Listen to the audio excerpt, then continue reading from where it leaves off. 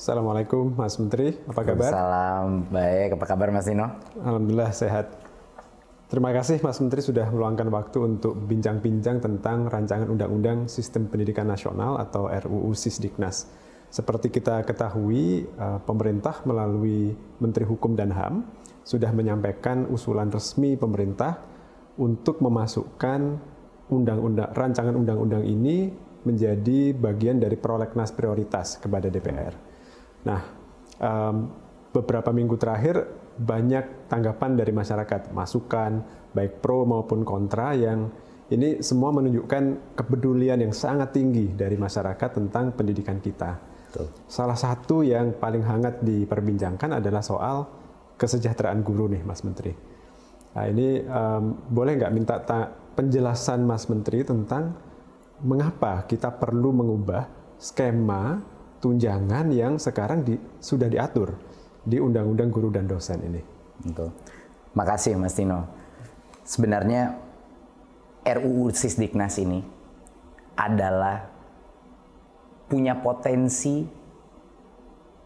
positif terbesar terhadap kesejahteraan guru.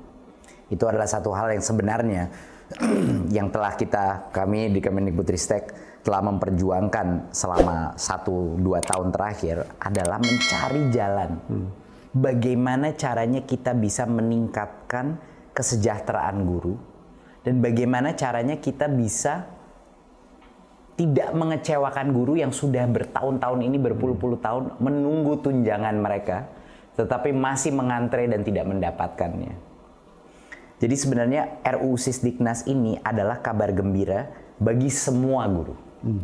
Ini suatu hal yang saya rasa saya kepengen sekali berbicara langsung dengan para guru dan menjelaskan betapa besarnya potensi ini untuk meningkatkan kesejahteraan. Ya.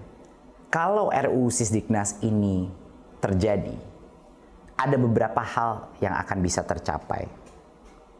Yang pertama adalah RUU Sisdiknas ini menjamin bahwa guru-guru yang sudah menerima sertifikasi dan tunjangan tidak akan ada penurunan apapun. Mereka akan terus menerima tunjangan profesi mereka sampai dengan pensiun. Jadi aman, tidak perlu khawatir. Ya? Aman. Ada sekitar 1,3 juta guru yang saat ini menerima tunjangan dan mereka aman sampai pensiun. Ya. Tetapi ada 1,6 juta guru lainnya yang belum menerima tunjangan profesi. Ya, tunjangan apapun, dan mereka ini sudah bertahun-tahun, berpuluh-puluh tahun menunggu jatahnya mereka. Peningkatan kesejahteraannya ya. Betul. Kalau RUU Sisdiknas ini berhasil kita loloskan, yang 1,6 juta guru ini akan bisa langsung menerima tunjangan dan artinya kesejahteraan meningkat tanpa harus menunggu proses sertifikasi dan mengikuti program PPG. Ya. Ini kuncinya ini untuk yang 1,6 juta. Ya. Plus, di luar itu, kalau RUU Sisdiknas ini digolkan, untuk pertama kalinya di Indonesia, guru-guru PAUD, saat ini ada sekitar 250.000 guru PAUD, guru-guru pendidikan kesetaraan, dan guru-guru pesantren, itu bisa juga diakui sebagai guru. Dan pada saat mereka memenuhi syarat, mereka bisa juga menerima tunjangan. Ya. Jadi RUU Sisdiknas ini sebenarnya semuanya kabar gembira. Nah, sekarang saya kepengen menanyakan ke Mas Nino, kalau begitu kenapa ada begitu banyak suara-suara dan isu pro kontra yang sekarang sedang tersebar? Yang saya tanyakan Mas Nino. Kira-kira kenapa ini Mas Nino? Satu, semua perubahan itu pasti menimbulkan kecemasan. Ya. Ini perlu kita pahami, perlu kita maklumi juga. Karena itu kita melakukan banyak komunikasi publik termasuk seperti dialog sekarang ini, Mas Menteri. Betul. Ada kekhawatiran bahwa pertama bagaimana dengan guru-guru yang tadi sudah menerima tunjangan, kalau undang-undang yang lama dicabut, apakah tunjangan mereka tetap diterima? Dan ini Mas Menteri tadi tegaskan bahwa mereka tetap dijamin menerima tunjangan profesi yang sudah diberikan sampai dengan pensiun itu ada di pasal 145 ayat 1. Betul. Jadi di pasal RUU Sisdiknasnya, Betul. bukan janji dari pemerintah. Bukan, itu eksplisit ada. Ya, ada jaminan. Jadi ada aman. ketentuan transisi yang menjadi pengganti dari undang-undang yang dicabut. Ya, jadi itu aman. Insya Allah itu meredakan kecemasan 1,3 juta guru yang sudah menerima tunjangan ini. Ya. Nah, pertanyaan dari yang belum menerima ini juga valid. Ya. Kalau di Undang-Undang Guru dan Dosen sekarang diberi janji untuk bisa menerima TPG, tapi harus antri pendidikan profesi guru yang bertahun-tahun. Tapi kalau itu dicabut, bagaimana dengan nasib mereka? Nah, ini kan jawabannya agak berbeda untuk ASN dan untuk non-ASN ya, Betul. Mas Menteri. Mungkin Mas Menteri bisa menjelaskan skema untuk ASN kira-kira seperti apa nih? Kenapa guru-guru ASN dan calon ASN yang sekarang berproses guru-guru honorer yang ingin menjadi P3K ini, kenapa mereka juga diuntungkan dengan adanya perubahan pengaturan yang kita ajukan? Mungkin Mas Nino untuk menjelaskan ini, kita harus kembali dulu ke tahun 2005. Dan kita harus membahas sedikit mengenai Undang-Undang Guru dan Dosen. Betul. Jadi pasti banyak guru-guru ini semua menanya, kenapa sih saya untuk mendapatkan sertifikasi dan untuk mendapatkan tunjangan ini harus mengantre? Kenapa? Alasannya adalah, dan ini harus dijelaskan ke setiap guru di Indonesia, alasannya adalah di dalam Undang-Undang Guru dan Dosen tahun 2005, guru itu dipisahkan dari sistem ASN lainnya. Makanya disebut dalam Undang-Undang Guru dan Dosen itu ada kata-kata tunjangan profesi dan disebut berapa jumlah tunjangannya. Tetapi yang harus disadari oleh banyak guru-guru, di dalam Undang-Undang Guru dan Dosen itu, proses untuk mendapatkan tunjangan itu dikunci dengan namanya proses sertifikasi, yaitu PPG. Sementara sistem kita punya kapasitas yang terbatas untuk PPG. Ya. Per tahun kira-kira maksimal 60 sampai 70 ribu proses PPG itu. Dan itu harus dibagi dua. Harus ada PPG untuk guru-guru baru, Ya. prajabatan, Menggantikan yang pensiun. yang kita selalu kekurangan guru ya, karena banyak yang pensiun setiap tahunnya.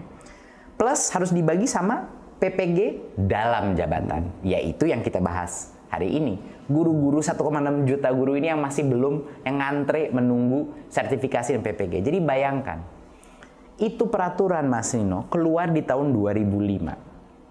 Sekarang tahun 2022. Karena undang-undang tersebut, walaupun dengan itikat baik undang-undang itu, hanya 1,3 juta guru itu yang menerima sertifikasi. Jadi hampir 20 tahun untuk mencapai 1,3 juta guru disertifikasi. Kalau kita diam saja dan mengikuti peraturan itu, di mana disebut tunjangan profesi dan lain-lain, kita akan menunggu lebih dari 20 tahun lagi. Baru yang 1,6 juta ini bisa semua selesai disertifikasi, dapat PPG-nya dan akhirnya menerima tunjangan. Sekarang bayangkan, kalau kita menanyakan, kalau saya itu di daerah, dari Sabang sampai Merauke saya ngomong sama guru, kalau kita memberitahukan mereka, iya Anda harus menunggu 20 tahun lagi, iya mereka akan bilang, ya saya sudah pensiun Pak. Yeah. Mereka akan, hampir setengah dari guru kita, itu tidak akan menerima sama sekali karena sudah pensiun. Nah, ini adalah suatu hal yang harus dimengerti oleh guru. Kenapa mereka harus mengantre? Karena di Undang-Undang Guru dan Dosen, mereka dikunci dengan sertifikasi karena ada pembedaan sistem tunjangan mereka. Makanya namanya tunjangan profesi disebut situ, itu yang membuat guru itu diperbedakan dari contohnya ASN lain. Sementara ASN yang lain itu tidak perlu menerima, tidak perlu melalui proses sertifikasi atau proses PPG untuk mendapatkan tunjangannya. Jadi kalau misalnya Mas Nino, guru-guru ini disetarakan kembali dengan undang-undang ASN, ini untuk guru-guru negeri ya. Kalau mereka untuk P3K, guru PNS, kalau mereka disetarakan lagi dengan undang-undang ASN, mereka akan bisa menerima tunjangan langsung tanpa mengantre sertifikasi dan PPG. Jadi kenaikan tunjangan ya, betul, tanpa harus sertifikasi. Tanpa harus sertifikasi. Saya ingin sedikit memperdalam poin itu, Mas Silakan. Menteri. Tapi kalau boleh saya rangkumkan, yang disampaikan Mas Menteri ini adalah bahwa pengaturan di Undang-Undang Guru dan Dosen sekarang niatnya baik untuk memberi kesejahteraan yang layak bagi guru. Dan itu sama dengan niat kita gitu ya sekarang. Tapi itu sulit diimplementasikan karena mencampurkan dua hal. Satu, sertifikasi yang tujuannya adalah untuk kualitas, dan yang kedua kesejahteraan, tunjangan profesi untuk meningkatkan kesejahteraan. Betul. Dan urutannya jadi keliru urutannya ya.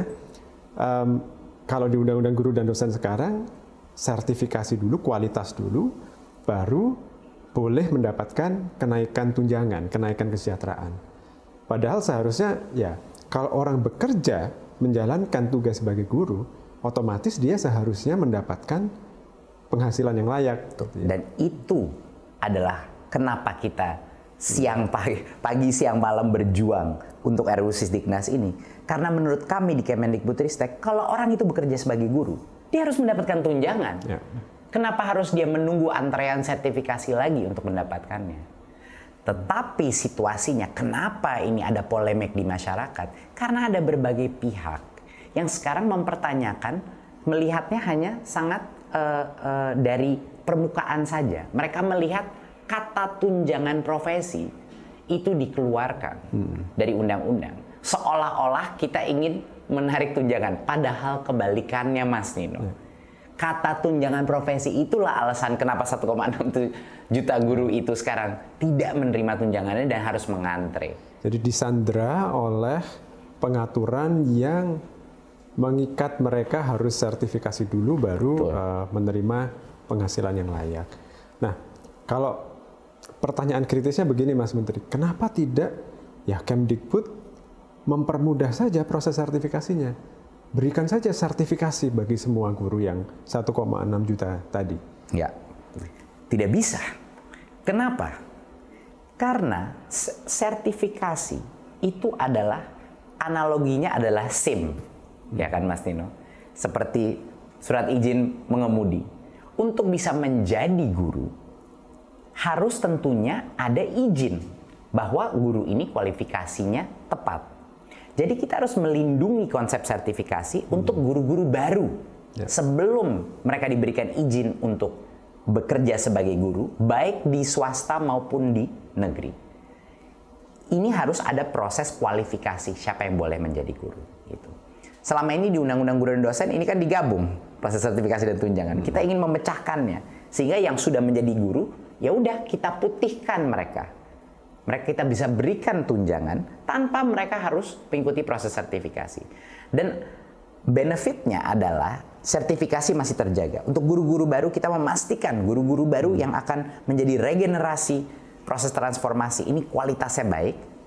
Plus kapasitas PPG itu bisa 100% kita dedikasikan untuk pelatihan dan sertifikasi guru baru. Sehingga menutup kebutuhan guru kita yang setiap tahunnya itu selalu ada kekurangan karena pensiun. Jadi ini akan meredakan tekanan ya dari kapasitas dan suplai guru kita yang sudah dikomplain di berbagai macam daerah. Ya, itu adalah benefitnya. Jadi kenapa kita tidak bisa langsung saja memberikan sertifikasi pada semuanya? Karena kita harus menjaga marwah daripada izin untuk mengajar sertifikasi. Jadi itu kita lindungi. Tapi ujung-ujungnya, dan ini yang harus guru mengetahui, ujung-ujungnya yang penting buat guru yang sudah menjadi guru sekarang itu apa? Apakah yang penting itu adalah peningkatan daripada tunjangan mereka, peningkatan kepada kesejahteraan mereka? Ya ini adalah cara yang terbaik untuk mengembalikan mereka kepada standar untuk yang guru negeri, kepada standar guru ASN.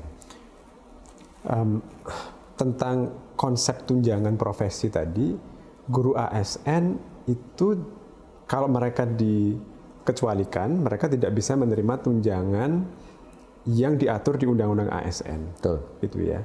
Nah, pertanyaan kritis lainnya adalah, bukankah guru ini pekerja profesional yang seharusnya mendapatkan tunjangan yang disebut sebagai tunjangan profesi?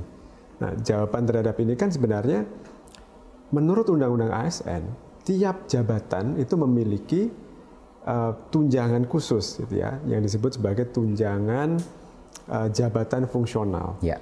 Itu nanti bisa saja kita atur gitu ya Mas Menteri di dalam aturan turunannya bahwa tunjangan jabatan fungsional guru itu secara substansi sama dengan tunjangan fungsional yang diterima sekarang gitu. Hanya kita mengikuti rezim peraturan perundang-undangan, undang-undang ASN sehingga mereka bisa segera mendapatkan kenaikan tunjangannya. Betul. Pertanyaan kritis berikutnya adalah, bukankah sekarang guru ASN ya, sudah menerima tunjangan jabatan fungsional itu tapi kecil sekali? Iya, dan itu benar sekali. Dan kenapa tunjangan fungsional guru itu kecil sekali? Kita lihat lagi, kita kembali ke sejarah.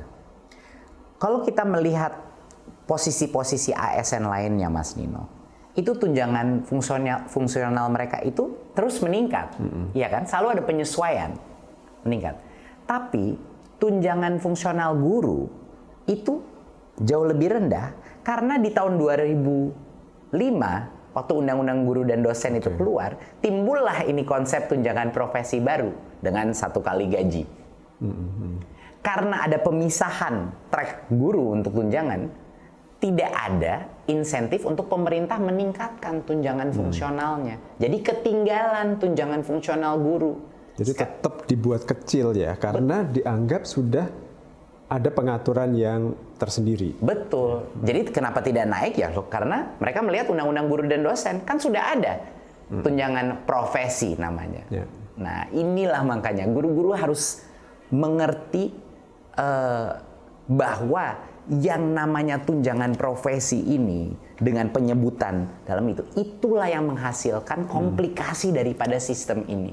Sedangkan kalau mereka dikembalikan ke undang-undang ASN dan kalau yang bagi yang swasta dikembalikan ke undang-undang ketenagakerjaan, mereka akan jauh lebih mudah untuk pemerintah memberikan tunjangan, jauh lebih mudah untuk pemerintah memastikan akuntabilitas, dan jauh lebih mudah untuk pemerintah melakukan peningkatan daripada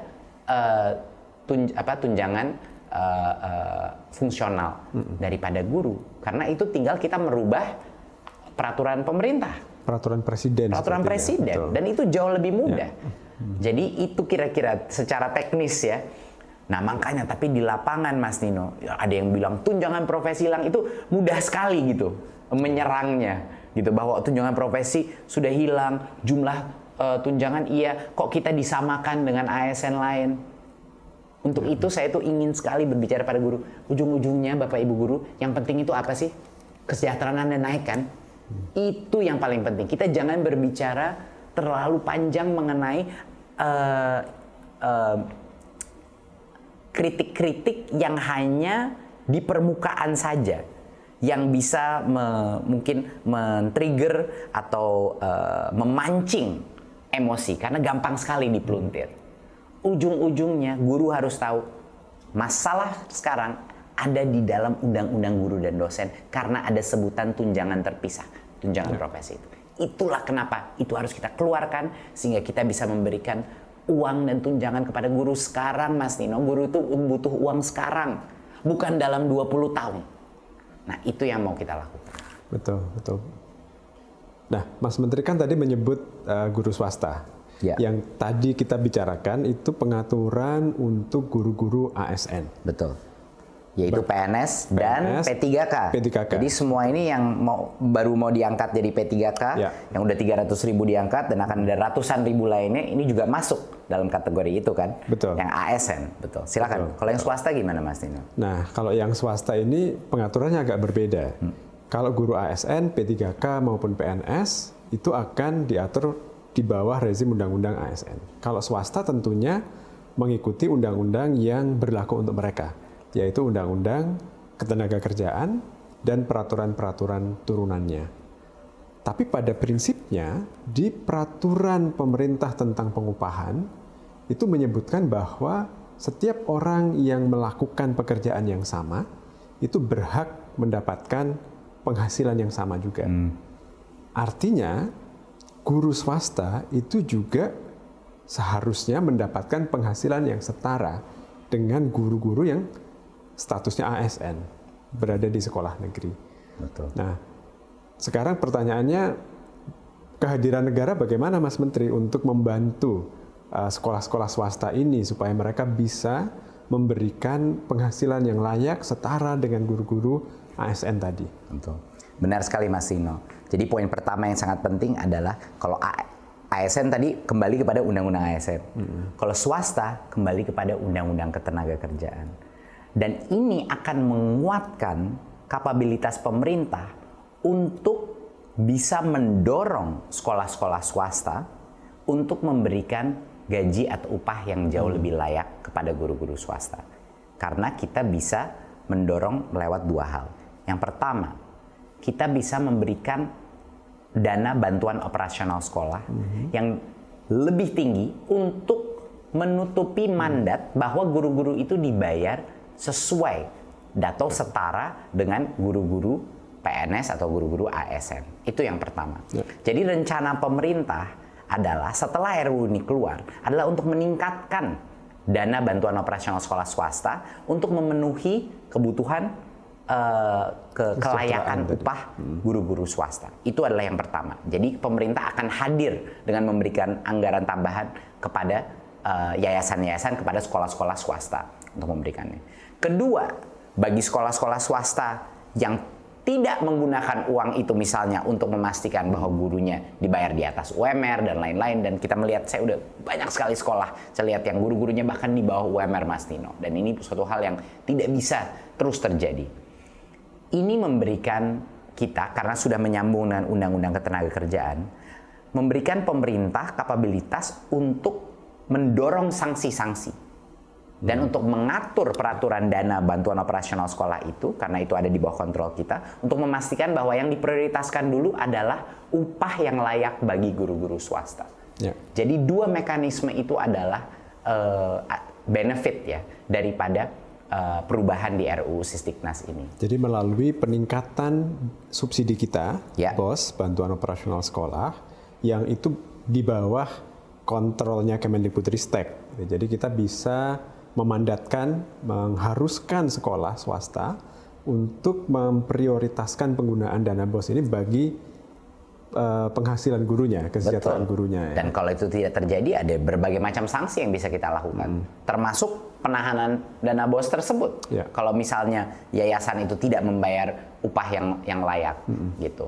Jadi itu adalah garansi check dan balance yang akan kita lakukan kepada sekolah-sekolah swasta. Dan yang kedua tadi, justru karena ikut Undang-Undang Ketenagakerjaan yang aturan turunannya sudah sangat detail, sangat lengkap, melindungi hak-hak pekerja, justru karena itulah guru-guru di sekolah swasta ini bisa lebih punya kepastian hukum sebenarnya ya. Betul. Karena tidak dikecualikan lagi. Betul. Sekali lagi, kembali lagi. Masalahnya di guru swasta, kenapa banyak guru dibayar UMR dan lain-lain? Karena ini ada pengecualian guru di Undang-Undang Guru dan Dosen dengan adanya namanya disebut tunjangan profesi. Jadi baliknya ke situ lagi Mas Dino, ujung-ujungnya. Buat guru negeri, guru swasta, guru honorer, semuanya ini seperti yang Mas Dino bilang, tersandera dengan konsep tunjangan profesi guru. Padahal di Undang-Undang ASN dan di Undang-Undang Ketenagakerjaan itu bisa jauh lebih terlindungi dan bisa langsung mengalami peningkatan kesejahteraan. Itu sebenarnya. Oke Mas Menteri, jadi guru swasta akan diatur melalui peraturan perundang-undangan yang mengikuti Undang-Undang Ketenagakerjaan. Dan mereka akan bisa mendapatkan perlindungan kepastian hukum yang lebih di sana ya. Nah, tetapi ada persepsi bahwa kalau seperti itu, maka guru tidak menjadi khusus lagi. Itu apa betul seperti itu Mas Menteri? Mas Dino, hampir semua profesi, mulai dari pegawai sampai dengan CEO di seluruh Indonesia itu dilindungi oleh Undang-Undang Ketenagakerjaan. Jadi itu merupakan suatu wadah regulasi yang tugasnya untuk melindungi semua profesi, semua pekerja di seluruh Indonesia. Jadi termasuk guru, termasuk CEO, dokter, insinyur, dan lain-lain. Jadi ini bukan sesuatu yang baru atau sesuatu yang ingin merendahkan guru, tapi malah untuk memastikan bahwa guru mendapatkan perlindungan yang seluruh sektor ekonomi kita juga mendapat perlindungan tersebut. Ya, jadi Undang-Undang Ketenagakerjaan ini melindungi siapapun yang bekerja di luar pemerintah, gitu ya. Intinya. Oke. Nah, saya ingin kembali ke sesuatu yang disampaikan Mas Menteri di awal tadi tentang guru PAUD, guru non formal, pendidik yang ada di pesantren. Kenapa kita melakukan perubahan tentang status mereka melalui rancangan Undang-Undang Sisdiknas ini, Mas Menteri? Jawabannya sangat sederhana, karena mereka itu guru. Mereka itu guru. Guru-guru pesantren, pesantren formal, guru-guru PAUD, guru-guru pendidikan kesetaraan. Kami di Kemendikbudristek merasa sudah saatnya untuk mereka diakui sebagai guru. Apalagi kita tahu misalnya PAUD. Kita tahu betapa besarnya peran pendidikan anak usia dini dalam pengembangan di masa depan mereka. Kita sudah tahu, sainsnya sudah sangat terbukti betapa pentingnya. Lalu kenapa guru-guru PAUD ini tidak bisa diakui sebagai guru? Dan kalau diakui dan memenuhi syarat tidak bisa menerima tunjangan gitu. Sama juga dengan guru-guru pesantren. Saya menginap di salah satu pesantren di Jawa Timur dan fungsi daripada para pengajar-pengajar di pesantren itu ya guru, dan banyak dari mereka yang menggunakan standar nasional pendidikan dan berbagai macam unsur dari kurikulum nasional kita. Jadi menurut saya sudah waktunya bahwa guru-guru pesantren, guru-guru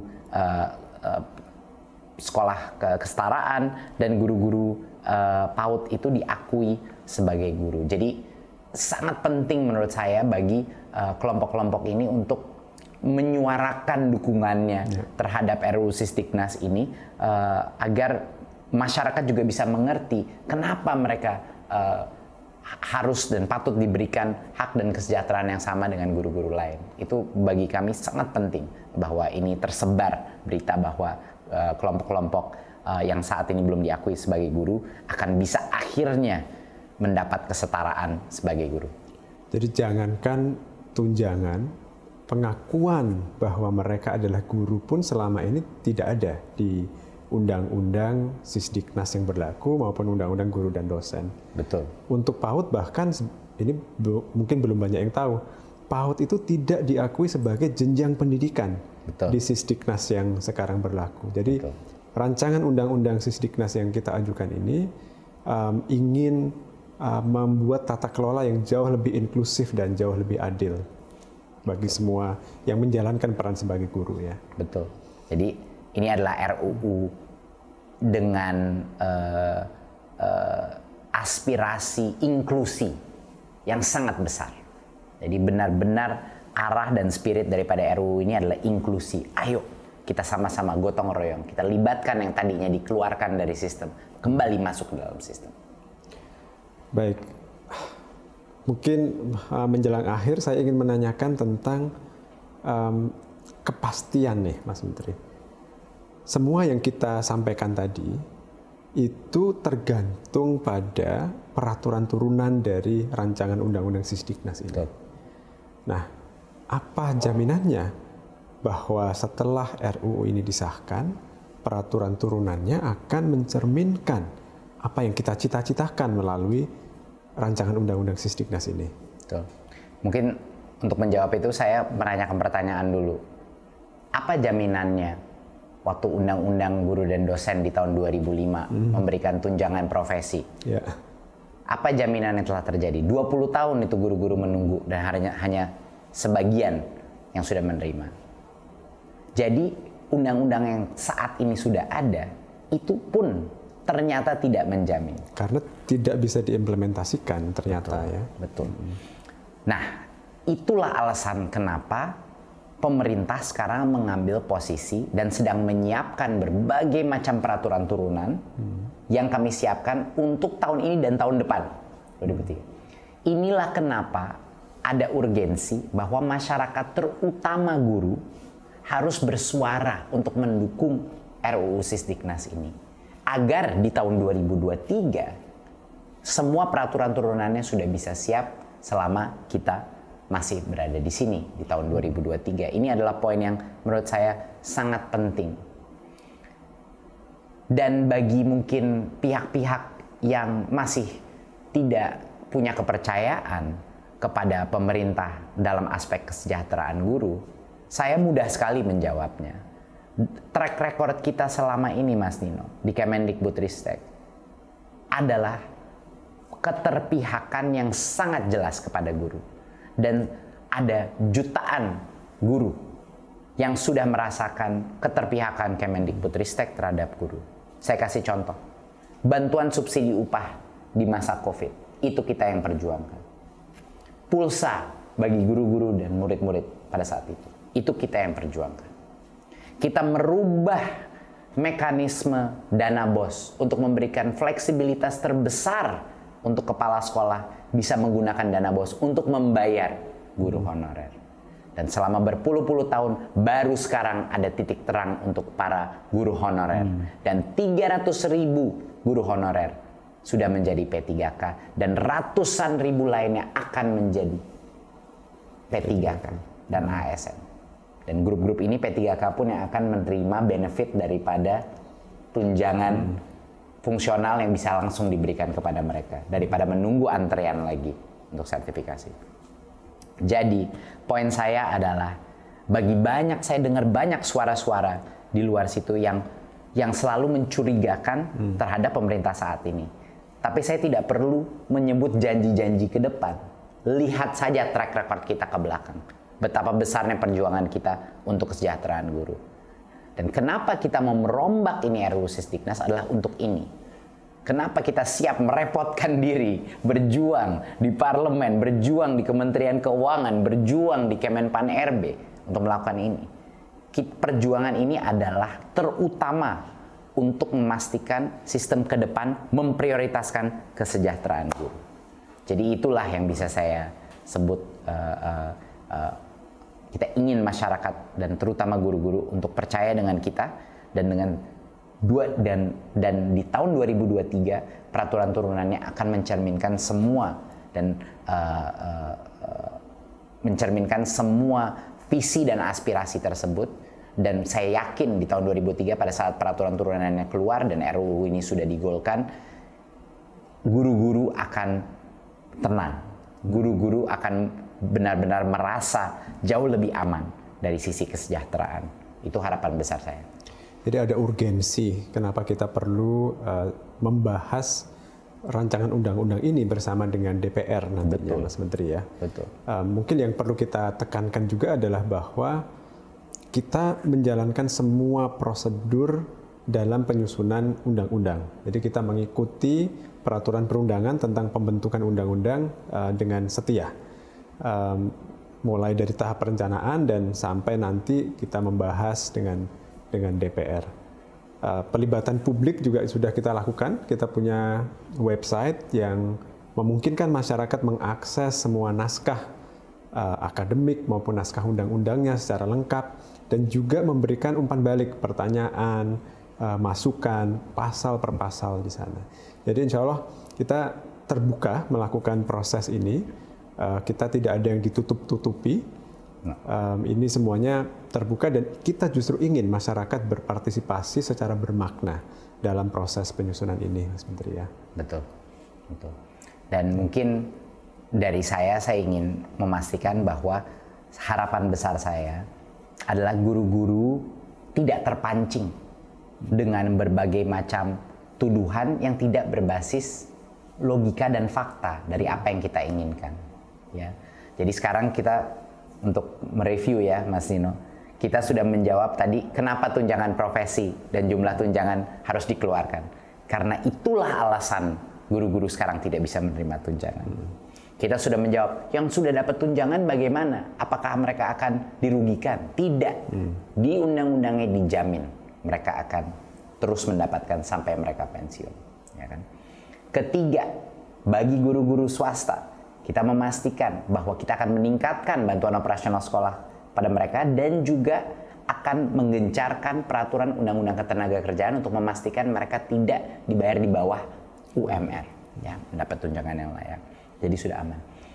Keempat, bahwa guru-guru PAUD, guru-guru pendidikan kesetaraan, dan guru-guru pesantren akan bisa diakui sebagai guru dengan semua benefit dan tunjangan yang ada di sini. Ya, jadi ini semuanya adalah kabar gembira, dan kami sudah membicarakan semua aspek apa tadi kritik-kritik yang dilemparkan. Dan sebenarnya satu hal yang sangat penting adalah saya diminta oleh Pak Presiden, mandatnya Pak Presiden adalah dalam RUU Sisdiknas ini kesejahteraan guru harus terjamin dan meningkat, bukan hanya terjamin, meningkat kesejahteraan guru. Itu adalah mandat yang diberikan Pak Presiden kepada kami di Kemendikbudristek. Dan karena itulah RUU Sisdiknas ini harus dilihat sebagai masyarakat sebagai suatu hadiah yang harus dirayakan, harus didukung, tapi juga silahkan berikan input, berikan masukan. Tetapi ini adalah suatu hadiah bagi para guru-guru yang saat ini belum ada kepastian mengenai kesejahteraan mereka. Baik, terima kasih banyak Mas Menteri atas waktunya untuk berdiskusi tentang RUU Sisdiknas ini. Terima kasih juga Mas Tino. Terima kasih.